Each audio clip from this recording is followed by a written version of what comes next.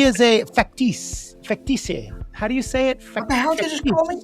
I don't know what that is, but I'm offended. It's in the Northeast. I'm what you would call a Geordie, which is ultimately why my company's called Geordie. Because if you come from that town, you're a Geordie. Oh, okay. You learn something new every day.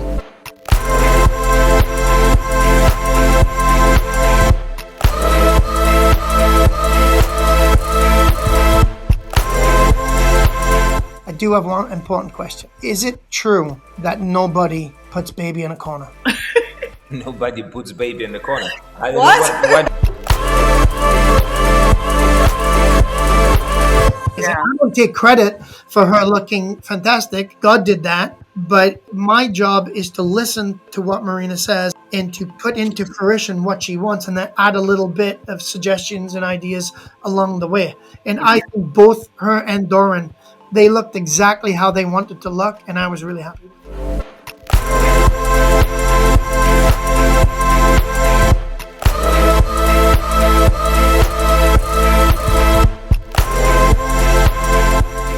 A lot of people want to know, but also like new dancers that aren't getting the results that they want. Like, what advice would you? Did Stephanie just join us? Yeah, did you tap out when Keone asked that exact question 10 minutes ago? You gotta remember, Chris likes to tell us stories when he's really passionate, and then he goes back and watches it and goes, I shouldn't have said that. I shouldn't have said that. You know what? That's such bullshit because it wasn't me. It wasn't me.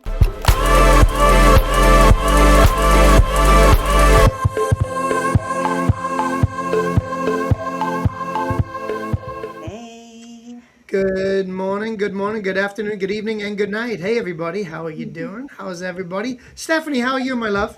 I am doing great. And how are you today? I'm not bad. Having a bad hair day, so that's why the bandana. Keone, are you there? Are you there, Keone? I'm having a great day, and I like how you said good morning, good evening, good afternoon, good night, because people watch us from all over the world. So that's I don't know what time anyone's on. You know, it's so funny because I spend a lot of my time talking with our couples in Asia, and that's what I was like, good morning. I'm like, oh, shit, it's like 10 o'clock at night. Okay, whatever. This is what I love about Asia, Chris. It's the time travel. When I lived in Korea, I left on a Wednesday morning and got home on a Tuesday afternoon. Yeah. Crazy. Coming back is definitely time travel because you lose a day going there, but then you come back. You're on the plane for 15 hours, but you arrive, but only 4 hours has elapsed. Right. It's insane. Why are so many couples in Asia?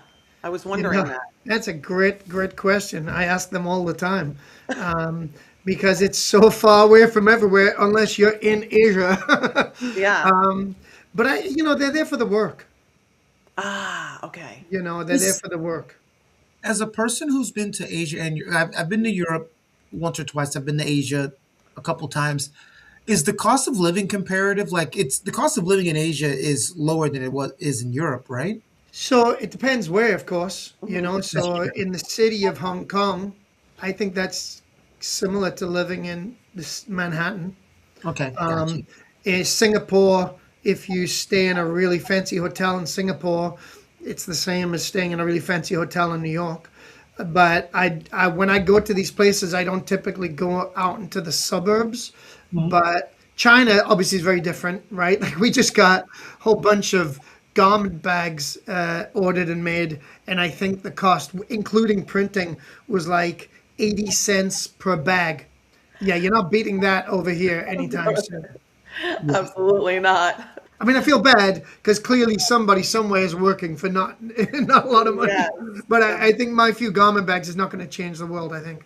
You know, it's so funny that you say that, Stephanie. I was telling this to someone because some company CEO did something and they were like, boycott this. I said, listen, at the end of the day, if I boycott every company that has racist ties, misogynist ties, homophobic views, I wouldn't be able to wear any clothes, eat any food, or go anywhere. The problem is everybody's money is dirty if you chase it back, right? So the Saudi Arabia fund that bought my soccer team, Newcastle United, there, right there, they got bought by the same people who own Live Golf.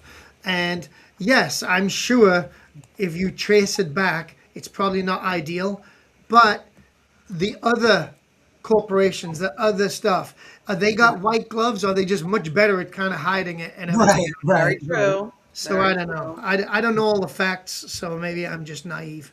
right. No, you're not. It's just like I have to take my time with that. But I Yeah. am excited for this episode today because I know what you guys do today, and I was shocked at the length of the background. You know people, but you don't know the extent of all of their attributes in their life when you meet them. And a lot of the things that you were telling me, I'm sure as I tell you about my life, you'll be stunned by some things. But a lot of the credentials and things that you've gone through in the dance world, Chris, look, I was like, whoa, you've actually done this, and this.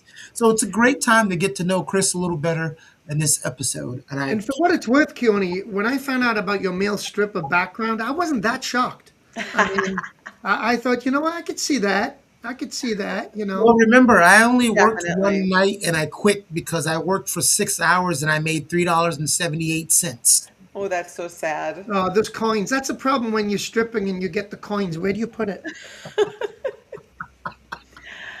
Oh boy. Speaking of strippers, hi Stephanie. Hi. Well, I'm glad you didn't forget I Well, was there's a here. segue. The way I made my career. So if anybody's paying attention, Stephanie, before you say what's next, we are going to, it is my mission to get you a better backdrop. I'm going to be involved. I'm going to send you something in the mail. It's It's going to be spectacular. Better than those black sheets that I'm just assuming are Vinny's bed sheets. I don't know.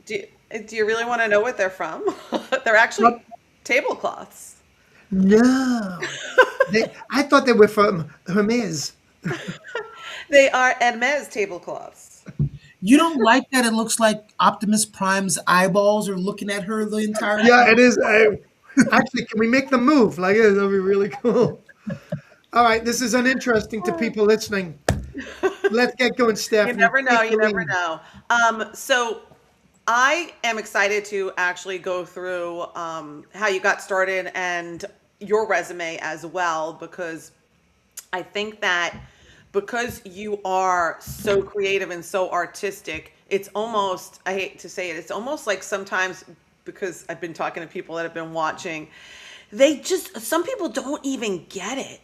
And the artistry that you bring to it, I really want people to kind of understand where it came from and what art meeting ballroom really means.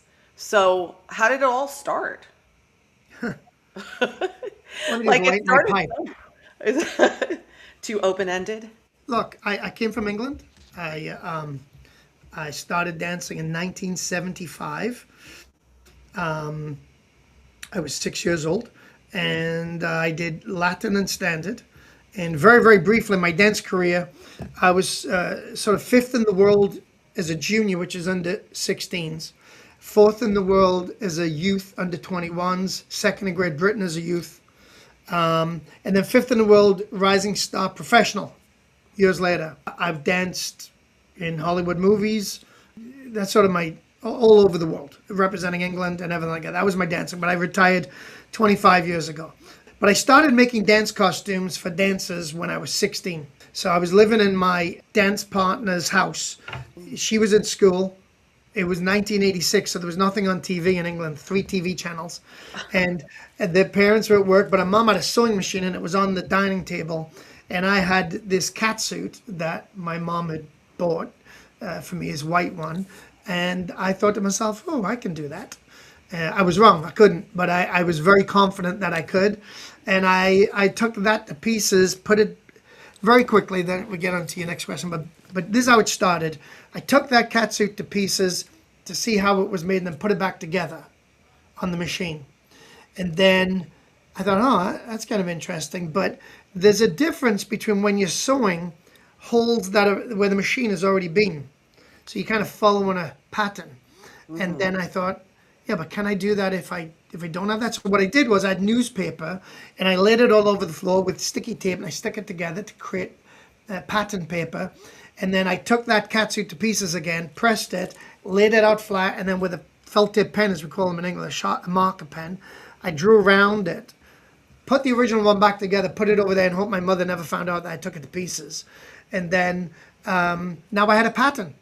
So now it was wait till I could afford some lycra, some fabric, and I think I bought yellow lycra is what I could get, and then I put that together, and that was much more difficult because there was no guidelines. And then I think if I'd have stopped there, maybe I never would have done anything. But then what I did is I wanted to know how.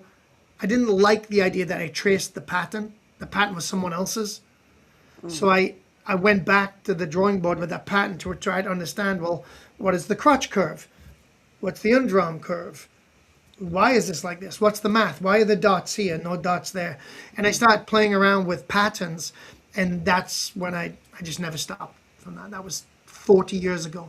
That blows my mind because just pattern making in general, that's a whole, like people go to college to learn how to design, and that's like a whole course right there. I mean, I personally went to the fashion FIT in New York City at 16 to take some classes and things like that because it was something I was interested in. And, you know, we would spend hours and hours a day just learning this, and you literally self-taught yourself how to make a pattern. What blows the young kids away these days is when I tell them there was no internet, there was no YouTube, nobody in the family sewed, there was nothing. It was just really a question of going to the library, seeing what books I could possibly find, and then good old-fashioned trial and error, taking things to pieces, seeing how they were made, and then trying to understand the origin of how, like, why is a collar cut like that? Why don't they just on a two-piece collar just do one piece of fabric? Why is the seam there? Why are there 4 pieces to make something that looks like one piece? You know, and then you start of. I have a saying that I when I'm hiring people here, Jordy, that it's okay to make 1,000 mistakes because I've made 10,000 mistakes. It's just not okay to make the same mistake 1,000 times, and that's. I don't want to get all lectury here, but like that is what I feel like you can make when you've got no money and you've got no options and you have to figure something out. Necessity, desperation is a great motivator, right? Because how else are you going to do it? It's so wonderful because you're talking about back in the day when you have to go to the library and take out freaking 10 books to figure stuff out. And then you go down the rabbit hole and you keep learning and learning and learning. And sometimes that doesn't happen in videos. So there's 2 types of videos. Sometimes me and my friend will watch the fashion houses when they do the videos of them designing a dress or something like that. And some of them are very explanatory. Everything you just said, they'll mention the cuts, the colors, why you do this, why you draw it this way. And some just go, you cut this, you do that, as if you know all those things already. So if you're trying to follow them, you may know how to do it, but you don't understand why you're doing it. Well, I had a really, I tell everybody, I mean, I'm a pretty religious guy, try to say my prayers every morning, and I give thanks the first part of my prayers. And what's great about that is it really does remind you of what you should be feeling very lucky and blessed about. And the things that like Brad Pitt, right? He should thank God every day that he looks the way he does. I mean, and his parents and everything. You're always mentioning Brad. What? You're always mentioning Brad. I know. Well, he is a very handsome man. But like, so for me, I'm really blessed that I have these 4 skill sets. You know, whereas I was a very good sketcher as a kid growing up. In fact, see that on the wall? Wow. That I drew that when I was like 14 in school, and we were able to found it, so it's just on there. So I've been drawing since I was very young. So that was one skill. I love math, so I very much enjoy. Was in England that what we call it maths. So I really love maths. I understand because it makes sense. You can figure things out. I love construction. So constructing things. My dad was a builder, so I grew up on the building sites. And so for my kids, I've built tree houses, I built go-karts, everything from scratch. All the benches and shelves and everything at Jody, I built. So I love constructing things. And then on top of that, I can dance. The dancing, the drawing, the math, and the construction. You put those things together, you end up with Jody. Wow, that's incredible. How did you go from, first of all, did your mom ever find out? Yeah, she's fine. And she was probably impressed though. My parents were fantastic. They've got not a single bad thing to say about my parents. They were just awesome parents, both of them. Love that. And I'm not saying that because she'll see this because she doesn't have a computer. All right. So, talking just a little bit more about pattern making, I was just curious because I don't see you using patterns anymore. So, how'd you go from the brilliant pattern making to not using, like, you don't use a traditional pattern, or do you? How would you know? That's Is this just like a secret he's not supposed to let out? No. I'm just curious because I don't see you using patterns. Like, how would you? I've been to other designers, and usually you see the process. I guess with you, I haven't really seen the process because basically we will meet and then it's kind of wrapped up and shipped in like. You know what I'm going to do? I'm going to do a video of the shop because actually I do use patterns, but I've never bought a pattern ever. So every pattern that I make from scratch with the person's measurements, a T-square, which is basically a yardstick with a right angle across the top, and chalk if I'm doing it straight onto fabric, or pencil if I'm putting it onto pattern paper. And then, so everything we do, there's two ways to make things basically. Draping, which is a non-mathematical way. I never personally liked it because I felt it was not cheating, but like you don't really learn the why when you're draping. You're just seeing the end result. Oh, I did this and I did. Oh, look at that! Wow, it worked. What did I do? I don't know. Whereas when you do it, when you can actually understand that grading the curve out at this degree and then this soft curve as opposed to a harsh curve or an acute angle, it does different things. I like the fact that it's repeatable. So all the patterns here at Jody I made originally, and then we graded them for like different sizes and different variations on it and stuff like that. But yeah, no, we got patterns all over the place. Wow, that's very interesting. So, Chris, you're explaining the difference between draping and grading, and that's part of the process of learning how to be a maker. Those are some of the things that you learn going to the library, getting all those books together, the countless hours. Because do you consider yourself a perfectionist before I ask this question? Me? Yeah. Yeah, 1,000%. But I'm what I call a realistic perfectionist. So if you like, I can explain that. Yeah, go ahead. So a lot of perfectionists find it debilitating and paralyzing. It causes great angst in their life because, of course, we can never achieve perfection.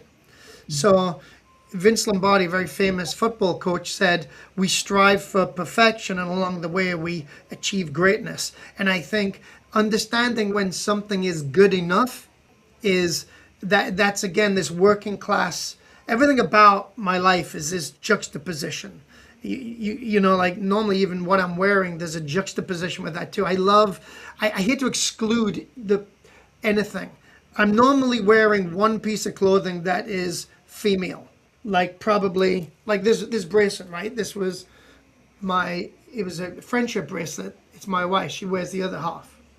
So I love the juxtaposition of the manly with the feminine. I love the glamorous, fabulous world that I'm in the dance world, but I'm working class as you can find.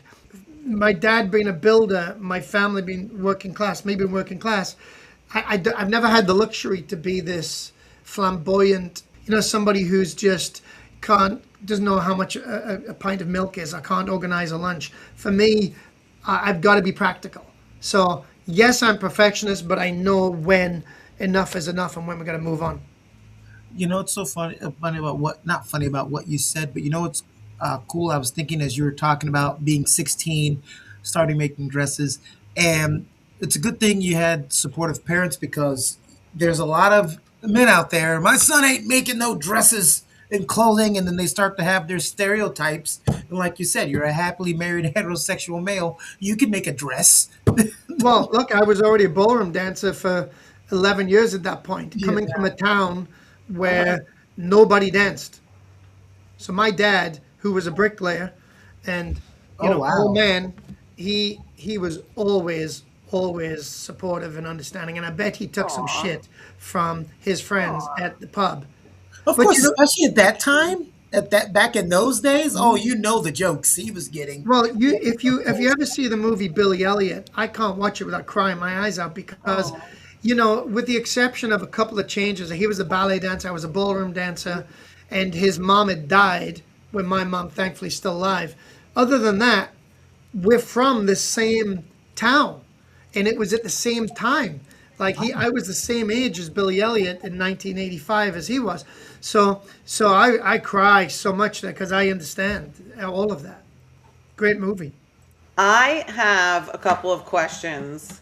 Well, first of all, the artistry, because you talked about the perfectionism and all the detail that goes into the construct of a garment. Yes. So that's how you have the precision and exactness to create. But what about the artistry? Because in that arena, you are also, every time I see a dress and I think, oh, that's different, elegant, tasteful, moves well, I have to look closer. And most of the time, it's a Geordie. And I'm not just saying that because we're here. I'm telling you, when I go to a competition and I eye the floor, and I'm not talking about just, of course, when you're dealing with the world champions, they're perfect in their look. So, I'm talking about all different sizes, all different shapes, all different ages. And sometimes I'm like, how did he make that shape, that style, that look, and have this woman look so beautiful? And I'm talking specifically about the women's dresses, but of course the men as well. So basically, I think that you got to be a little bit constantly trying to prove yourself to yourself. So no matter which costume we've made, whether it's for Julia over there, or Marina, or for you, Stephanie, or whoever, I can't think of a single time where we've made it and then afterwards we're like, hey, well done. Like it's not like that. We're immediately going, okay, now what's next? What's next? What's next? So you're constantly somewhat appreciative of what you've done, but you've got to now try to, how do we make that better? How do we make that better? So that's, in order to make things better, you've got to be a better designer. You've got to understand what flatters body types, which is a huge part of what we do. Even for people who are small, like you, Stephanie, or like the pro competitors and stuff. So it doesn't matter. You've got to consider all of those things. There's a lot goes into this. A lot goes into this. But you have to have talent, right? So you have to have a talent, an eye for understanding beauty, fashion, style. You have to have a fearlessness, which I definitely do when it comes to design, because I ultimately don't give a shit what most people think about the costumes. I 100% care about the client, and then I'm thinking about myself. So I'm like, am I happy with it, and is she happy with it, more importantly? And if that's the case, then I think I've done my job. Does she look the best that she could possibly look? But it's really important to me. I don't know how people do it. I would question whether they really are designers or not. If they don't know how to sew, if they don't know how to make the thing they're drawing. For me, I have to be able, as I'm drawing it, and again, God gave me the talent to be able to draw. I developed that talent to learn how to draw fabric and learn how to draw people and everything like that. So, but I had to have that talent to begin with, right? When I'm drawing it, I've got to have an idea in my head how to make it and also how to cut the pattern for it. Otherwise, I don't know, I can't sell it. I can't give it to the client because otherwise I'm just going, yes. She'd go, wow, that's beautiful. I go, I know, right? And she goes, well, can I order it? And I go, I don't know. Whereas, I know how to cut and make those things. Yeah. You just talked about that. And I think I talked about this on here before. I know a couple of people where one guy, he's a tailor makes really, really great clothes, and he's also a great sketcher, drawer. You know, he can make the patterns and all that. And I know someone else that can sketch, design clothing out of the wazoo, but can't sew worth a darn and can't cut patterns. So he draws up a lot of clothes and he gives it to my friend, and my friend goes out and makes them. So that's really great when you possess all the talents to Yeah, combine, and I would say I'm not the best at any one of those, but but you're good at all of them. the Yeah. combination I mean, of those four talents Yeah. makes that package, I think, the best. even when you're talking about the major fashion houses, they don't have one person that does everything. Yeah, but they would have started with it, Yeah. like for instance, I What, think back in the Giorgio Armani, I think his dad was a atelier tailor, so I think he grew up in that. And Alexander McQueen, he studied as a tailor's apprentice on Savile Row, I think. So he understood structure, and even though sadly he's not with us anymore, that's such a huge part of their clothes. The structure is fantastic, the cut and the fit. It's not just drawing pretty pictures. You know, most of those wonderful designers do have some ability. Now, Ralph Lauren, on the other hand, is not really a designer. You know, I think personally We can he's what tell. we call a stylist. We can tell by the clothing. Yeah, we can Well, tell. if you're looking at aside from Ralph Lauren, if you're looking at the history of all the big fashion houses, yes, they all started with exact precision and a history, a family, and that's what's so great about these empires. When you're talking about Chanel, Louis Vuitton, Hermes, all these, that's why I always equate, and we kid around, but I always equate you to all of these empires and fashion houses, and hopefully, it'll be a legacy that keeps going on and on and on. As long as people understand and get to meet him from the dance world, because like I say, he's going to be exposed to a lot of people that have no idea about the dance world, has no idea what he's doing, and we're bringing it to a lot of people. The thing that you just said about all those things working in concert, Chris, reminds me of a video that I saw the other day that a mechanic put on. It's a short. He's trying to remove a bolt, and of course, the bolt is longer than the space required to take it out. And he goes, I hate engineers. Why? Why would you do this? And in one of the comments, one of the mechanics said, I was a mechanic before I became an engineer. And the biggest argument we used to have in the meetings were, hey guys, someone has to take this apart when we put it back together. So sometimes you have these entities Yeah. where people work in that line, but the line doesn't speak to each other. So I have 4 children, Uh-huh. and my oldest son works with us, and he's just fabulous. Anybody who knows Matthew will know that he is. I think he's the perfect son. It's hard to go by him, and all my kids are wonderful. They're all wonderful, and I'm blessed. So Matthew works for us, and I don't know if he'll want to continue the company after I'm too old to do it. At the moment, because running a company is not for everybody, Yeah. right? Yes. But Yeah. I want the dance world to be different because Jordy existed. Like somehow, like how things are done, what people can see as possible, the elegance, or something like. I just want. I'd like it to be different because Jordy existed. That's kind of important to me. And then if I'd much rather hand it over to a family member than sell it to somebody else when I'm too old. I can't imagine a stranger running the company. I don't know. But I think the one thing, and you can correct me if I'm wrong, you're not doing that thing that a lot of parents will do where you're forcing, like, you have to take over you're like, hey, I'd love for you to do it.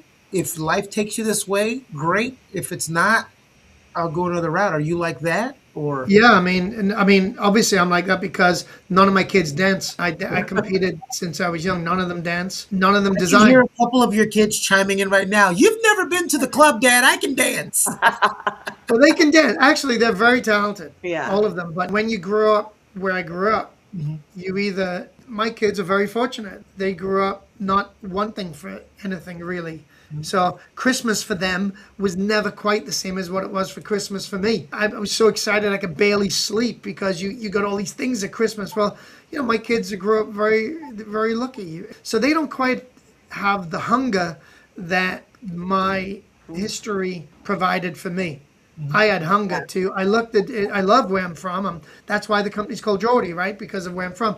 So I'm proud of that. But I also very curious about the rest of the world. So I wanted, and I realized that the world wasn't going to come to me. I had to kind of go to the rest of the world. So I think growing up working class it creates a hunger in you that is a blessing. It really is. Absolutely. I think that's something that the generation of today really misses. But look, I'm so lucky to have grown up where I grew up because I was able to dress these famous dances, and you learn, like, there's certain clients over the years that I've learned so much from, even though they weren't dressmakers, they weren't designers, they weren't tailors, they weren't anything, but just their levels, and I can name those if you're interested. But it definitely has made me much better at what it is that I do over the years. There's an awful lot of luck. I think it was Jack Nicklaus said that the more he practices, the luckier he gets. And I think you have to participate in your own success,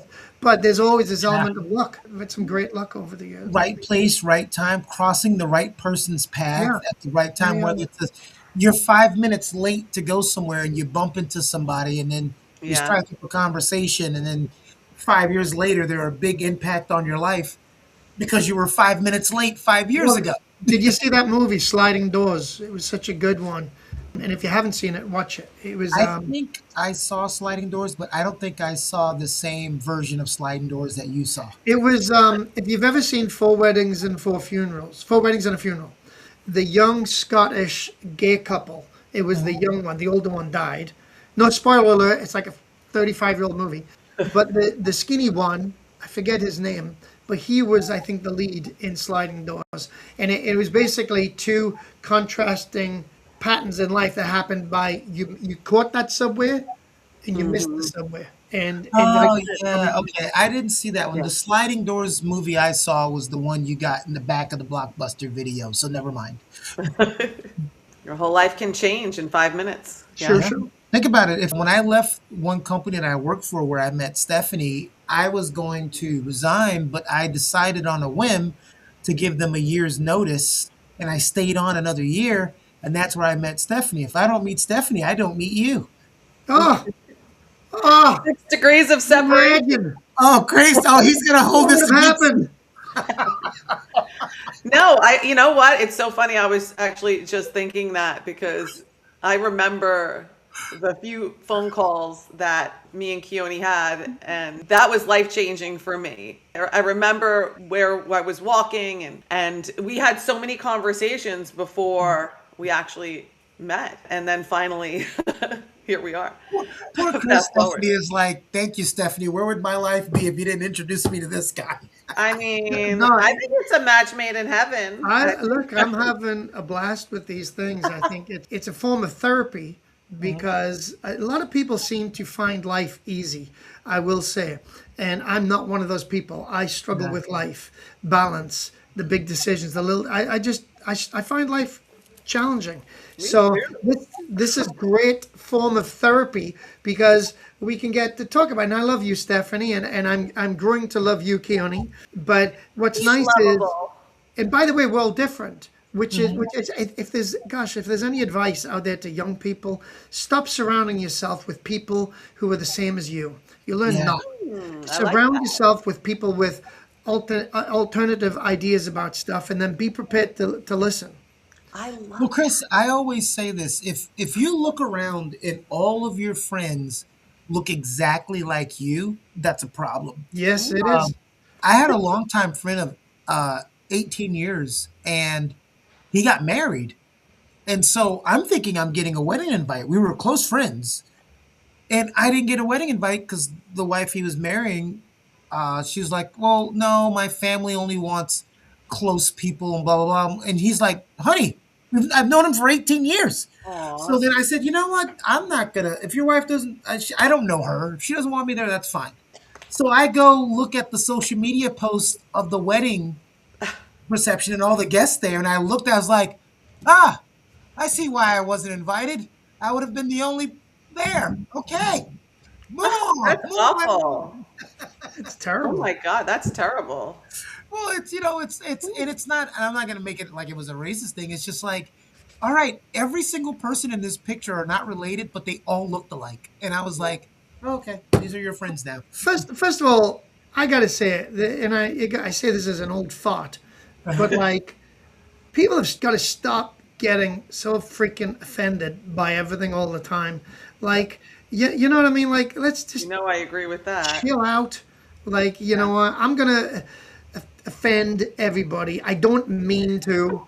I actually, believe it or not, have a very open, loving, good heart. I have strong opinions about certain things, You've got some the of which rough exterior. some of which you're going to disagree with, and You that's got the okay. rough exterior, but you're a teddy bear on there. Well, there's two things to that. There are people. Well, first of all, everything that happens today, I always tell old people, it's an overcorrection for it not getting fixed before now. So don't get too hard on us, right? And then the difference is there are people who are offended by something that's actually offensive, right? But then you have a sect of people.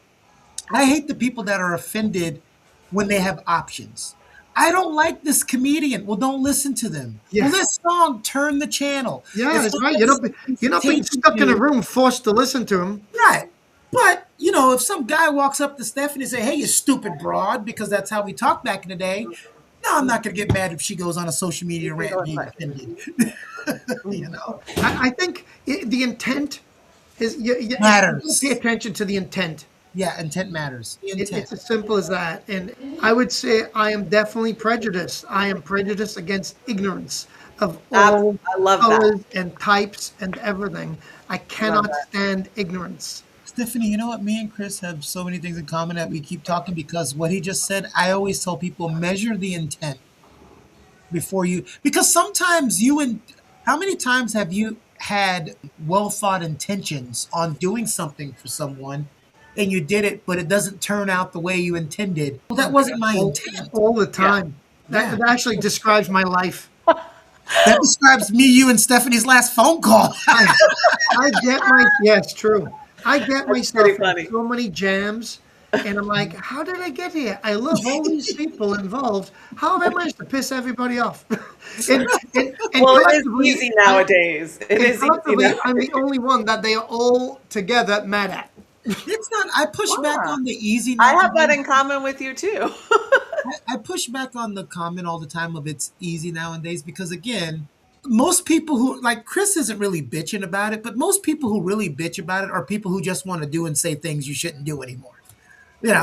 It's always the racist guy going, why can't I say this word? Or the sexist guy going, why can't I call her the B word? It's like, all right, guys, it's 2026. We don't do that anymore. But like Chris says, there are people that sit around waiting to be offended. Yeah. Yes. They're just waiting to Absolutely. write and it's not just today, Stephanie. Remember, back in the day, the old school way was writing a letter to the network. How many YouTube stories you have to watch of these old network execs going, some mother in Saskatchewan wrote us a letter of how, terrible this show is because she saw a skirt, Oh. and she's I offended. actually, Well, speaking of offensive, Yeah. can I segue? Yeah, you can segue. We just went down the rabbit hole of us. Not to side. So I was talking earlier about some people that were watching the podcasts and had questions for Chris. did you go speaking of offensive and that made you think of these? Oh, God. Holy shit. See? Who have I Well, offended now? one was the thong question. To wear or not. So someone was in one of your Geordie dresses. I'm not going to say who. And it was a professional. And so this is what they send me. So I'm just relaying the message. So hello, guys, if you're watching. They want to know, is that sexy or not so appropriate? Should you be wearing a thong even? And I said, you should wear nothing under a Geordie dress. That was my response. So should a thong be pinking out or not? Of a costume? Yes. Oh, 1,000% no. So, That's what I said. no, God, no. I mean, God. if it happens, it happens, but that's not first of all, always wear underwear unless the dress is yours, Of course. right? Because they have, Keone may not know this, but all dance costumes for ladies have a bodysuit built in, right? Yeah, we should probably So add that part. there's a hygiene part to that. Some girls, some of the pros, and I won't name who, but most of the like top dancers will wear thongs because out of respect for I'm going to sell that costume moving forward, right? So they're I will say, I don't know if it's a coincidence, which came first, the chicken or the egg. I know a good joke about that one. Chicken and egg are lying in bed together, and the chicken's lying there smoking a cigarette, all chilling out, and the egg looks at the chicken and goes, "Well, I suppose that answers that question." What I can't. Anyway, so wait. back to what I was No, saying. no, you're getting it. You're getting it, Chris. Come on. He'll be here all night, folks. Yeah, tip your waiters. So anyway, so the most champion dancers are very clean, Of course. and they wear underwear under the costumes just for that purpose, hygiene. But no, it's not like wearing jeans with a little bit of thong. That can be sexy and on the right person. But a dance costume's not like that because we're not supposed to see underwear of any type. Exactly. Basically, Chris is saying we're not at Walmart, people. Let's get it together. So that was another question about sexy. Everybody always wants. I kind of feel like I'm in the Amityville Horror House right now with these two things. Those lights, you just notice them. We've been looking at them the whole No, show. I know. It's just because I'm moving, it's kind of moving with me. Anyway, sexy. They always want sexy. New dancers. Not everybody. No, I know. But a lot of new dancers. And then they're seeing the under 21, and a lot of them are doing bikini tops. So they wanted me to ask you about that kind of showing a lot of skin, that under 21 bikini top kind of look. What are your thoughts on that? See if I understand that. So somebody's asking you if they're older than 21, should they be doing what the young girls are doing with their body? Indirectly, maybe. Yeah. So I think that it's got nothing to do with age, really. It's got more to do with your figure. There's some 35-year-old women who look fantastic in bikini tops. But in general, my rule would be if you're larger than a B cup and it's natural, so a C cup or bigger, natural breasts, sweetheart with just straps is distracting because the breast tissue moves up and down. And it's uncomfortable for the woman. It's uncomfortable for the viewers. It isn't sexy. It can be vulgar. It's too much. It's too much TNA, as they would say. Well, can you just sum that up as you need to dress for your body type? Yeah, it's got. Also I age, I normally guess. say it doesn't have to be age appropriate. It has to be body appropriate. So there's Well, so also many. under 21, you're talking about younger people. So I think that was also part of the question. Yeah, I mean, but Too young. normally everything like a girl who's 20 years old got a C cup, everything's very firm, right? So yeah, they can probably get away with the broad top, but in general, when somebody is C cup or higher, I don't put them in sweethearts. I would put them in a V-neck to show like cleavage, but this area here I like to cover so that it's just more. But this is my own taste. People don't realize how sort of conservative and traditional I am in my own growing up, in my own life. I'm very traditional with that stuff, but I love art, and it's very nice to blur the lines, but you've always got to make sure you don't cross over the line. Yeah, because that's a different distinction. What you may do and wear in your personal life is different than what you're. I know some designers that all they like to wear is sweatpants and t-shirts, and that's it. That's their lifestyle. That's their wardrobe, and they make these elegant, great pieces. And then I know people who dress ecstatically and they can't design a thing. Well, every time I go to Blackpool, I'll give you an example. So Blackpool is coming up. This is the thing we're all working on, getting ready for the British Open Dance Festival. It's the biggest thing. But whether I'm going to Blackpool or the UK or the International, all those, they're in England, right? Those three big competitions. Now here I am. I'm the head designer of Geordie, the designer of the World Champions. Normally we sponsor some of those things. It's a prestigious thing. Now the older generation, shout out to Sammy Stopford here. So Sammy always makes fun of what I'm wearing as if like I look like the garbage man because I'm not wearing his idea of what a successful man should wear, which is very traditional sports coat, shirt, tie, three-piece suit. And that's great. And I sometimes do wear that. I like to wear Yeah. tuxedo, for example, but I also really, really love the sort of disheveled Yeah. look as well. And so in my own personal taste, I'm completely diverse. Like I love so many different looks, but on the dance floor, it's different rules. Those Yeah. dancers are in front of the judges for such a small period of time that you've only got that little period of time to have the judges decide, make a decision on who you are. So you can't mess around with that. Yeah. You have to be careful about that image. That's funny that you talked about the guy that was talking about how you're supposed to. My last real job, every guy there wore a suit and tie, and I'm the guy that showed up with the Spider-Man t-shirts. And they're always like, "When are you going to dress professional?" I'm like, "Is it a requirement?" So one day the air condition broke, and they were all dying in there, and I was just laughing. I was like, "Is everybody good? Anybody need any water?" Um, because it's like you wear what you're comfortable and what you're confident in. I remember even one of the guys was like, because I wear my watches. He's like, "You wear your watch on the wrong arm. You're supposed to wear it on this arm." I said, "How about I bought it? I wear it on whichever arm I Yeah. want to put it on." Really? When it comes to these proper ways to do things, do what makes you feel good. What makes you No, feel good. yeah. Go ahead, Stephanie. I love the different looks of Chris. I love that you know, sometimes show up in a suit, elegant, and then that kind of grungy, like you called it, disheveled. Right It's now so he's doing his Andre Agassi look. So, you know. I told he's you, bad doing hair his day. wax on, wax off look. Well, no, but for example, right? So Chorus is next door, and Ricardo and Yulia, who I love, and are beautiful, beautiful people, as you've seen on For the previous sure. podcasts and everything. But you know, they like their taste is very, very traditional, glamorous clothes, and mine is not. I like that sometimes, but I would get so bored of wearing that all the time. So. Yeah. So sometimes I come into work and I'm sure like even today, like I've got like these cool cargo pants on. See the camera, can't see them, but anyway. So like I love these. These are from speaking of Ralph Lauren from Double RL. I love those. This is from J. Crew probably or LL Bean, and then but then the scarf is from both of these scarves actually are from John Varvatos, but. I'm sure I walk through the studio sometimes and they're like, holy crap, Chris, like what is going on there? So, True artist.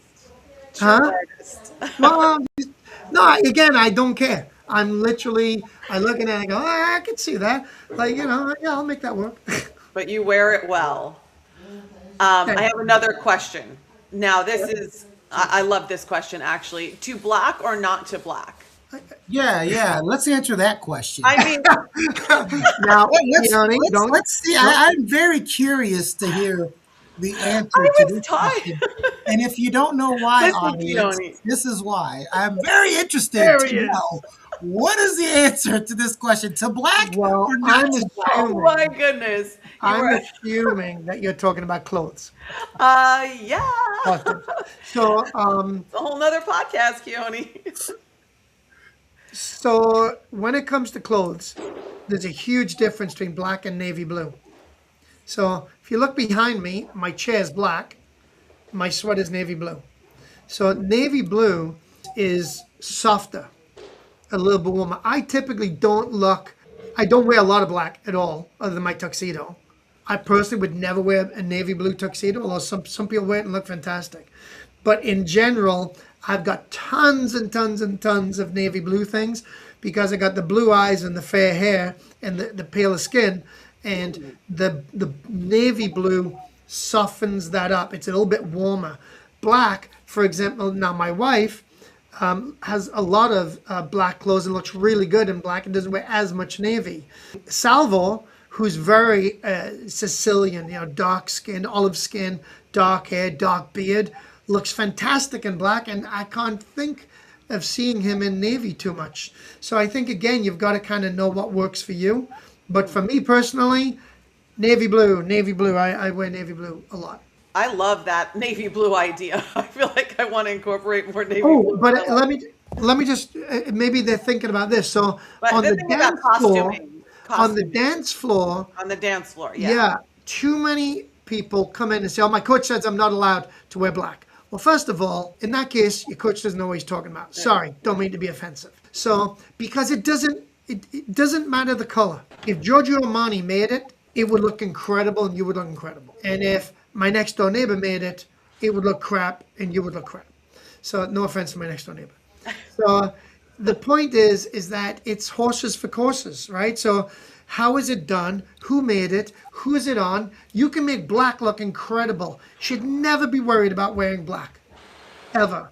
You've just gotta, it's gotta be the right cut. In fact, sometimes if the cut of the dress, Well, that answers the question, because basically sometimes people think choosing black is lazy, or simple or overdone. So no, I love what I was saying is if the design, if the cut, meaning the shape of the dress against the skin, like the lines where it hits the skin, if that's important on that design, black is a great choice for that because it really stands out. And often white is a bad choice because you don't see that contrast against the skin as much as you would against black. But again, depends if you're talking about an African American person, they typically look amazing in white and yellow in those light colors because of the contrast. Or if you look at Hispanic people, I'm always, as a pasty white Englishman, always jealous of Hispanic people, how great they just shove on a white t-shirt and you go, looks gorgeous. And for me, I've got to have that Gulf tan going to Yeah. rock the white t-shirt. yeah, that's a whole nother thing that we keep trying to get darker and darker for every competition. Yeah, How well, much don't get me tan can you started put on? But there's a white dress that was another question that was asked, or comment that you made for Marina. And it was, you had done something similar for Yulia. I don't know if it was similar, but when I looked at the pictures and video, it looked somewhat similar, different shape. It was like a mesh with all rhinestone. It was almost see-through, but even though it was so kind of see-through, it wasn't. So it was so elegant. And the way you constructed that piece, that was another one they wanted me to ask you about. So do you know which dress I'm talking about? Nope. So actually, whoever asked that question, be more specific or include a photograph. And then on the next one, here's the thing to remember. Anything done well can look fantastic. Oh, And this was anything another done costume. bad, Can you see this? That was another one they oh, absolutely. I actually just, that was on my feed recently as well. That's the latest Samba costume for Marina. Oh, that's the latest one. It is so gorgeous and so different than all the other things that you did for her. So Yeah, it's I super think- fun. They have this, the beginning of their Samba show is so fast and she's on her own and it's so fast. You can't have anything that has too much slow movement. So you need things that are going to be a little bit more compact. And anyway, I love those color combos. I had done that for Yulia back in the day. that color combination too. I mean, do you use the color wheel? Oh, probably not. You probably No. But listen, Louis Vuitton uses the color wheel to coordinate when they make bags, the different colors. Just curious. Yeah, but these people are making clothes for people to wear and walk in. Chris is creating clothing for people to dance masterpieces in. That's And true. to compete and to be judged, That's right. But Oh, here No, it is. I This is just the know white with- dress. So this may sound like actually it's not white, but yeah, I'll tell you about that. Go ahead. this may sound like a silly question, but again, I'm not in the dance world and I don't know. How much can how much can a dress or the outfit that you put to the male take away from their performance? Like they're getting judged on that too, correct or no? The men, did you say male like men? The couple, yeah. Or the couple? Yeah. So, okay, this is why I tell people also. So I've been in the dance world since 1975. That's 51 years this year. 3 years And- before I was born, got it. How many? 3 years before I was born, got it. My wife also. So I have never seen anybody win a dance competition because of their costume. and I've never seen anybody lose a dance competition because of their costume. Okay. But if it's close, and it could go either way, ever like that, it doesn't hurt to be the best looking. But Now, go ahead, Stephanie. sorry, but I also have to just say that the costume coincides with the character and the overall message that the couple is trying to create in their storyline. So I think Yeah, that, you but know, that's over a body of work. That's over a period of time. oh It's yeah, not you can't just one show up. costume is. Everybody should realize this is design. Let's be a little fearless. Let's try things. You know what I mean? Okay, so that one crashed and burned. The next one won't. But if you're too afraid and all you do is just keep spitting out the same freaking Latin dress that everybody's been wearing for 50 years, then what are we doing? Like when I did the peplum polka dot dress for Marina, I can honestly say nobody, and I pretty much study the whole dance world, I don't remember anybody ever wearing anything even remotely similar to that while dancing with the pencil skirt and the whole thing. So it's like, and it worked. Now, not everybody may have loved it. I loved it. She loved it. It was great for their overall look. Take some chances, because if it doesn't work, it's okay. You're going to get another chance on the next one. The question was designed to, like, because sometimes in different types of events, what you're wearing can enhance what you're doing. So that's kind of Well, what I it always enhances if you do it right, but Gotcha. in general, Keone, I would say it has to be over this. Like, again, if you, the line I would say to people when they talk about Ricardo and Julia, who, of course, I'm very well known for dressing them for the last 16 years. So most people in the dance world can close their eyes and imagine specifically Julia, for example, but they might not be able to picture any one particular dress. That's because we kept pounding away. We didn't vary too much in design, like it's in this design cone. Same with another good example, that would be Sasha and Marina. So Sasha Kondrashova and Marina Sergeeva. So again, we're trying to keep everything in this style umbrella in design for them within there. So now that image, it's a lasting legacy. Oh, what's Marina's look? Well, most people can picture that. What's Sasha's look? Most people can picture that. If you're constantly changing their image, they won't have an image. But the dress you were showing me the picture of, that dress is actually, so one of the things, Marina's, and I know we have to wrap up, but Marina is we've done the interview, Marina's a very interesting person, okay? And I mean that in the nicest way possible. Very interesting. She's not typical. She's not like everybody else. So her costumes are not like everybody else's. The things she wants in her costumes are not like everybody else's. So, for example, we've been using a lot of fabric that's not dance fabric. A lot of fabric that you get from other shops. That particular one is really like a vintage fabric. It didn't stretch very much. And it's this weird cross between ivory and lemon with all these beautiful pearls on it. And she was going for a vintage 20s look, and I think we got that in a sexy way. it. And yes, whoever said I did something similar for Julia, the one that they think was similar, I don't think it really was. But actually, I have done a similar one for Julia at that same comp at the UK, but it was in a navy blue, similar kind of fabric, same shop actually. With this, it's called a stretch tulle, the fabric, so it has a tiny little bit of stretch, but not like the normal dance costumes. And it was really gorgeous. Well, it's definitely one of my favorites. But it was just, there are so many great dresses. Those were just comments that were from people that watched. So I figured I would share them. So thank you for watching, whoever. yeah, no, people are asking me a lot of questions about you. So I'm glad that they're getting to know you better with today's episode. She's getting all the questions because I unfortunately do not write my telephone number on bathroom stalls anymore. That's how we did it back in the day. A lot of traveling, a lot of stops. Just remind everybody. So I am planning at the end of the year to go and do an episode and a tour of Chris's warehouse. What do we talk about? August? I know it was sometime in the summer. That was before then.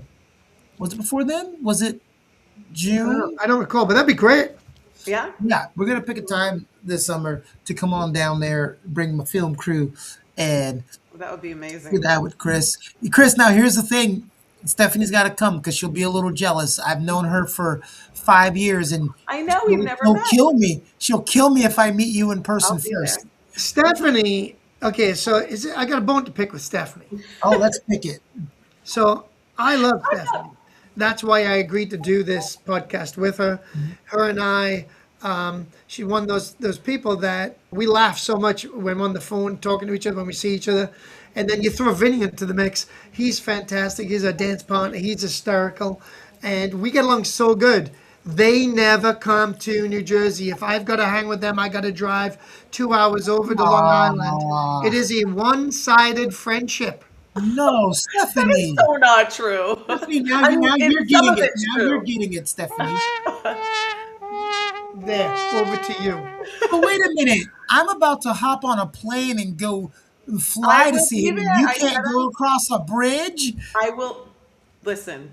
I don't want to pay the I toll in this economy. Mind you, I'm always because I'm the youngest and I'm a Libra, so I'm like a delicate butterfly. So I feel the same way about my family in England too. Why the hell am I always coming over here to see you? Your planes go this way too, you know. That's true. Wow, Stephanie, I sent my student. He represented. unbelievable. Oh yeah. Oh, funny story about that. God, I I can can mention their name. We can, right? Yeah. So she has a very lovely. We share collectively a very lovely client called Namal, and Namal has his wife Sue, and they are senior people and very lovely and a lot of fun. A They're lot of fun. 81 or 82. So, yeah, not together. That's each, and yeah. So anyway, they came for a fitting the other day, and it's just so funny. We're trying all the different things and everything. So after the appointment, I've left. I'm driving home. Everything. I get the phone call. Sue and Namal are back. Why? They can't find their car keys. They left their car keys somewhere. They couldn't find them. So eventually they did leave. So the next morning, we're driving to work, and my son, he calls up. He's in before us, and he calls up and says, Sue and Namal are back here. They're looking for their car keys. And I'm like, are you kidding me? So I was literally dialing your number, Stephanie, and then he goes, April Fools. Wow. Totally got me. Because I could picture it happening. We're driving back from Long Island to look for the keys. No, yeah, you never know with the two of them. You never know. Anyway. This has been a great episode today, guys. Stephanie, thank you for taking the wheel. Chris, thank you for letting us dive into a little bit of your past. We didn't get to the spicy stuff. We'll do that later. Spicy stuff. Great show as always. And hey, we'll leave you with this. The one thing I learned from Chris today is get your wife a friendship bracelet because it's way cheaper than a wedding ring.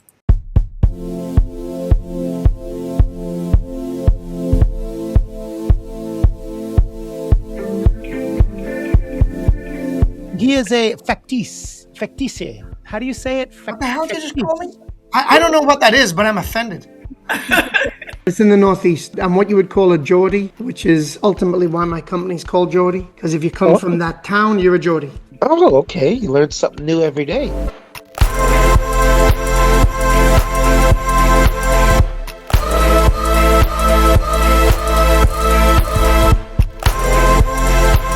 I do have one important question. Is it true that nobody puts baby in a corner? Nobody puts baby in the corner. I don't What? know what I don't take credit for her looking fantastic. God did that. But my job is to listen to what Marina says and to put into fruition what she wants and then add a little bit of suggestions and ideas along the way. And I think both her and Doran, they looked exactly how they wanted to look, and I was really happy.